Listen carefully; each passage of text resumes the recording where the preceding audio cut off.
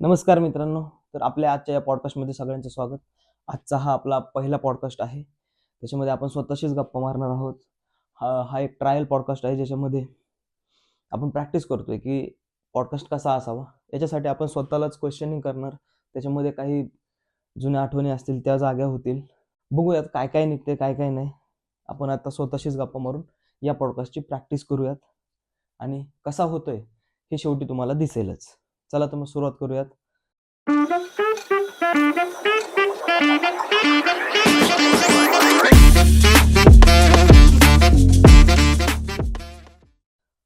आज आपल्यासोबत आहे गणेश जाधव. नमस्कार सर. नमस्कार नमस्कार. तर सगळ्यात पहिला प्रश्न की कसे आहात? एकदम मस्त, समाधानी, सॅटिस्फाईड. जे काय आत्तापर्यंत जे काय कमवायचं होतं आयुष्यामध्ये ते कमवलं, धडपड केली, समाधानी आहे, सुखी आहे. तर आता आपण सुरुवात तर करतोच आहे. तर तुमचं बालपण कसं होतं? म्हणजे तुमची शाळा, कॉलेज, शिक्षण हे कसं गेलं थोडं सांगा. तर बालपणाबद्दल सांगायचं म्हटलं तर सगळं चिखलीतच झालं. म्हणजे सिटीमध्येच राहायला आलो. माझा जन्म झाला त्यानंतर वडील रिटायर झाले. आर्मीमध्ये होते, रिटायर झाले. मग 2000 साली आम्ही इथं पुण्यामध्ये आलो. तर बालपण अख्खं शहरामध्ये गेलं. मग इथेच गावात बालवाडीला शिकायला गेलो. तिथे मित्र भेटला. तो मित्र आज तागायत माझ्यासोबत आहे.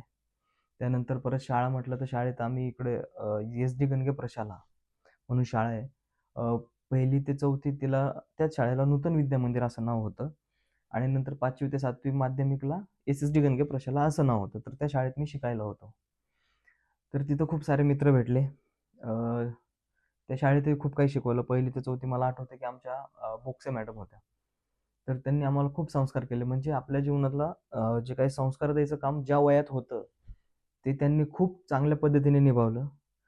आणि आज मी जो काय आहे त्याच्यामध्ये खूप सारा मोलाचा वाटा त्यांचा देखील आहे. त्यांनी आम्हाला खूप चांगले संस्कार केले, शिकवलं. त्यानंतर शाळेत पण सगळे शिक्षक आम्हाला चांगले होते. त्यांनी खूप चांगलं शिकवलं. मग शाळेतला असा एखादा किस्सा आहे का, की जो सांगावा वाटतो, खूप विनोदी, जो आज तागे तुमच्या लक्षात आहे किंवा मित्रांमध्ये घडलाय, असा किस्सा एखादा आहे का तुमचा? एक नाही, खूप आहेत. खूप किस्से आहेत असे घडलेले. म्हणजे लहानपणी 4थीमध्ये असताना आम्ही काय करायचो, ते रक्षाबंधन असायचं ना, रक्षाबंधनच्या वेळेस काय करायचो आम्ही, की गिफ्ट घेऊन जायचं असायचं. तर काय करायचो, अरे आम्ही कन्फ्युज व्हायचो, अरे आपण एखादं बाहेरीतलं गिफ्ट घेतलं आणि तिने गोंडा मानला तर काय करायचं?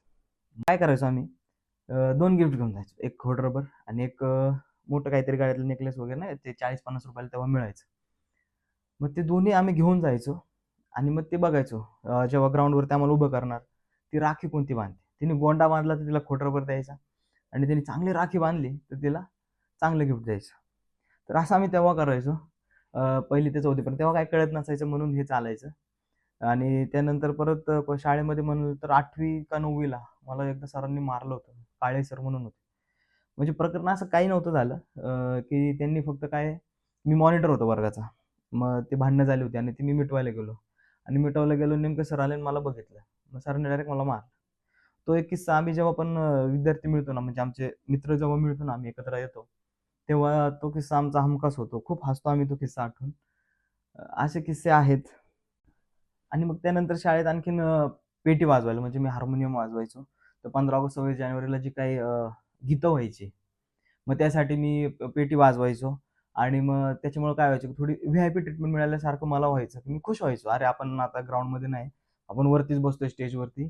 आणि ते आपल्याला, मला खरंच खूप भारी वाटायचं ते. तर असं शाळेतलं जीवन होतं. खूप एन्जॉय केला, खूप मस्ती केली, ट्रिप केल्या. शाळेतल्या एकाही ट्रिपला घरच्यांनी जाऊ दिलं नाही असं कधी झालं नाही. प्रत्येक ट्रिपला आम्ही गेलो. असे मित्र पण त्यावेळेस खूप चांगले भेटले. ते आज तागायतही आमच्या कॉन्टॅक्टमध्ये आहेत. आम्ही बोलतो. तर आता हे झालं शाळेच्या लाईफबद्दल. मग आता शाळा संपली आणि आता कॉलेज सुरू झालं. कॉलेज म्हटलं की थोडं नाही का, काय म्हणतो आपण त्याला, की मित्र-मैत्रिणी आल्या, काही जबाबदाऱ्या आल्या. तर त्या कॉलेज लाईफबद्दल काय सांगशील? कसं होतं तुझं कॉलेज लाईफ? कॉलेज लाईफ म्हणाल तर खरं ते पण खरं चांगलंच गेलं. कारण 10वी झाली. 10वी नंतर मी ना एका ठिकाणी जॉबला गेलो. तिथं मेकॅनिकल लोकांची काय हालत असते ते पाहिली. त्याच्यावरून असं वाटलं की नको आपल्याला, आणि कम्प्युटरची पण पहिल्यापासून आवड होती. म्हणून मग मी डिप्लोमा करायचं ठरवलं, आय-टी डिप्लोमा. मग मी पिंपरी चिंचवड पॉलिटेक्निकला ॲडमिशन घेतलं. तिथं माझा IT डिप्लोमा मी सुरू केला. तिथेही खरंच खूप चांगले मित्र भेटले आणि घरून एक नेहमी सांगणं असायचं की कॉलेजला जातोयस, आता कॉलेज कुमार म्हटलं की कसं काही होऊ शकतं. पण घरून आई वडिलांचं सारखं म्हणणं असतं, जपून कॉलेजला जात आहे, हेच वय सुधारायचं असतं, हेच वय बिघडायचं असतं, हे त्यांचं कंटिन्यू सांगणं असायचं. या वयात जर तुम्ही शिकले केलं तरच तुम्ही पुढं लाईफमध्ये काहीतरी करू शकता. जर इथं पाय पाय घसरला तर परत पाय वरती येणार नाही, तुम्ही उभे राहू शकणार नाही. हे सारखं घरून सांगणं असायचं. त्याच्यामुळं जपूनच कॉलेजला गेलो. बाकीच्या गोष्टींकडे डिस्टर्ब न होता अभ्यास, कॉलेज केलं आणि नशीब बघा माझं की शाळेतही माझ्यासमोर टॉपर होता. त्याचं बघून मी पास झालो आणि कॉलेजलाही सेम टॉपर मुलगी होती. तिचा पेपर बघून बघून मी पास झालो. एकही विषय बॅकलॉग लागला नाही. तर मग कॉलेज मधली मज्जा काय आहे? तुम्ही विद्यार्थ्यांनी मिळून काय मजा केली असेल तर त्याच्याबद्दल एखादा किस्सा काय आहे का? काय हो सांगावं? आहे ना. खूप सारी मजा आम्ही कॉलेजमध्ये पण केली. असा किस्सा आहे की कॉलेजच्या कॅन्टीनला आम्हाला ₹35 ला मिसळ मिळायची. मग आम्ही काय करायचो 6 जण असायचो. प्रत्येकाने ₹5-5 काढायचे आणि 6 जणांमध्ये एक मिसळ घ्यायची आणि सगळ्यांनी ती मिसळ मिळून खायची. असे खूप किस्से केलेले आहेत. म्हणजे कमी खर्चात पण चांगला एन्जॉय केला आम्ही. कॉलेजचे डेज असतील, कॉलेजची गॅदरिंगमध्ये तर मला वाटतं फर्स्ट इयरला असताना मी एक स्किट केलं होतं. 4x4 मध्ये ते स्किट होतं. यम आणि ते भारत गणेशपुरे आणि सागर कारंडेंचं स्किट होतं. ते आम्ही पाहिलं आणि ते करायचं ठरवलं. मी आणि श्रीपाद म्हणून एक मित्र आहे चिंचवडचा. आम्ही दोघांनी मिळून ते बसवलं आणि मग गॅदरिंगच्या दिवशी काय झालं, की त्याचं घर होतं चिंचवडमध्ये. मग चिंचवडमधून आम्ही रामकृष्णाला म्हणजे जवळ-जवळ एक 4 ते 5 किलोमीटर अंतर आम्ही ना मी यमाचा कॉस्ट्यूम घालून त्या गर्दीतून चाललो होतो. म्हणजे ट्रॅफिकमधून ह्याच्यामधून यमाचं कॉस्ट्यूम घालून चाललो होतो. सगळे लोक माझ्याकडे बघायचे. मला खरंच खूप ऑकवर्ड वाटायचं. पण ते तेव्हा केलं. तेव्हापासूनच ॲक्टिंगची थोडीफार का होईना आवड होती. पण तरी पण थोडी मनात भीती होती.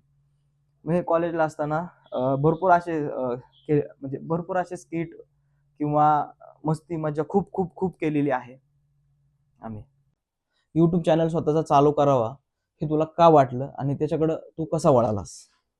त्याचा तर बिझनेसच होता डोक्यामध्ये. नोकरी नकोच होती. पण घरची परिस्थितीमुळे घरचे म्हटले, "तू आता तर नोकरी कर. मग नंतर बघू आपण काय बिझनेस आहे का डोक्यात करू." मग त्यांचं ऐकून मी इन्प्रो म्हणून कंपनी आहे तिथे जॉबला गेलो.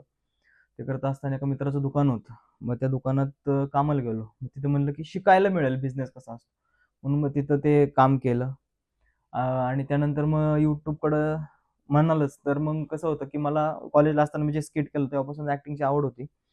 आणि त्यानंतर मग त्याची YouTubeची लिंक माझी अशी लागली, की मी पुण्यात वेब मिर्चीमध्ये कामाला होतो. तर तिथं काय होतं काम, की एक वेब डेव्हलपर तर होतोच.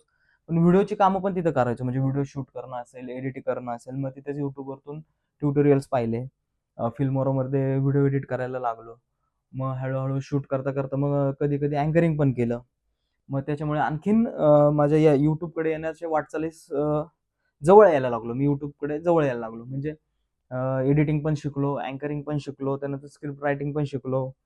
ह्या गोष्टी तिथं वेब मिर्चीमध्ये शिकत गेलो आणि तिथून मग YouTubeचं माहिती झाली.